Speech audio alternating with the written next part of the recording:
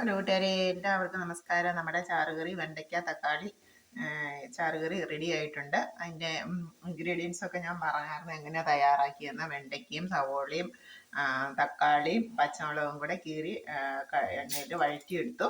എന്നിട്ട് നമ്മൾ തേങ്ങ അരപ്പ് ചേർത്തു. അതിൻ്റെ വിശദമായിട്ടുള്ള വീഡിയോ ഇട്ടിട്ടുണ്ട്. നമുക്ക് അതിലേക്ക് കടുകും കൂടെ താഴ്ത്തി കൊടുക്കാം. ഏകദേശം റെഡി ആയിട്ടുണ്ട് കറി. വളരെ സൂപ്പർ ടേസ്റ്റിയാണ്. ഇത് നമുക്ക് ചോറിൻ്റെ കൂടെയോ ദോശയുടെ കൂടെയോ ചപ്പാത്തിയുടെ കൂടെയോ ഒക്കെ നമുക്കിത് കറിയായിട്ട് ഉപയോഗിക്കാവുന്നതാണ്.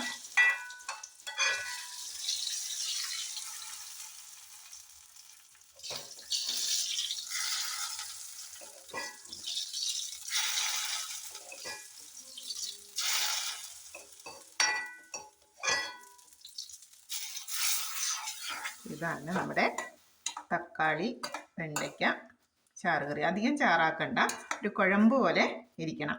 അതാണ് അതിൻ്റെ ടേസ്റ്റ്. അതുകൊണ്ടാണ് അധികം ചാറാക്കുന്നത്. ടേസ്റ്റ് എണ്ണയും കൂടി ഉണ്ടായതുപോലെ.